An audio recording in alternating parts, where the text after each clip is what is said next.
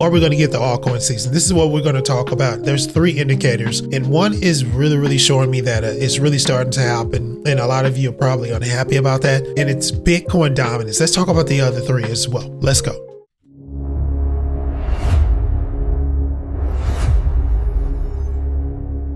So this is something that a lot of people aren't really happy about, but we got to talk about it because we're looking at $59,000 Bitcoin. There's a lot of pressure, downward trajectory pressure. Let's go ahead and say that. Downward negative energy when it comes to the actual liquidity that's parked, the capital that's actually parked in Bitcoin right now. Now we're looking at this trajectory. It's clearly going downward. There's some consolidation right now at 59,000, but I want to talk about these 3 aspects of altcoin season movement, the actual trajectory that we need to go forth into a robust bull season. Now we're talking about the rotation out of Bitcoin. It's currently pretty strong, and there's a lot of things that are factoring in here. A lot of downward pressure, derivatives, geopolitics, a lot of things that are going on here that are very negative when it comes to Bitcoin's growth patterns. I think this is not a bottom. I think 50K is going to be the bottom, and that's when we're going to see that dominance move. Let's talk about the other indicators, because the number 1 indicator that I'm seeing that's spelling yes for me when it comes to bull season, when it comes to an altcoin season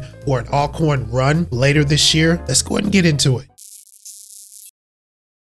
So currently, before we get to the Bitcoin dominance, we're looking at the altcoin season index. Now it's in the middle. This is very bullish as far as I'm concerned, because you're seeing a rotation out of Bitcoin, a very robust rotation out of the Bitcoin. This is one of the number 1 actual catalysts that we need, a drop in the dominance. So as we look at the dominance, we're looking at an actual percentage of 57.9. We need this down below 50%. This is when you get strong rotation into not only the top altcoins, which we're going to talk about ETH, because ETH is very much needed for this to actually happen as well. That is going to be the bridge. But we need the dominance to move from 57.9 all the way down to 50 and below, preferably 49, 45%. This will be great, because then that's when you see major movement, major capital into altcoins, especially the top performers like ETH, Solana, your dominant blockchain ecosystems.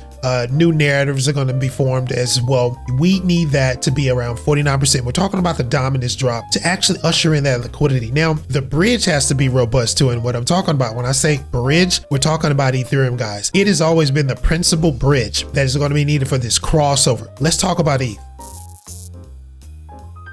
So ETH is very important when it comes to the actual transfer of capital into altcoins, and then the altcoin season ensues. So you get the huge drop in Bitcoin. That translates into capital moving into Ethereum, and then into the mid and small caps. But that bridge is Ethereum, guys. Now you have newcomers like Monad, you have other blockchain infrastructure that's going to be implanted and built in the future. But with that being said, Ethereum is still the mother chain. It is still the principal bridge when it comes to moving capital from Bitcoin into small and mid caps. All right, Ethereum is the mother chain. So when you see these indicators in ETH, and when you see robust movement, and I'm not talking about price, guys, I'm talking about actual infrastructure movement when it comes to DeFi, when it comes to the actual TVL of Ethereum. Look into these DApps, look into these different set ecosystems and L2s that are actually moving this capital, because without Ethereum being that principal bridge, that movement, that factor, that actual shift from Bitcoin into the small and mid caps and other lesser altcoins, it has to happen with ETH.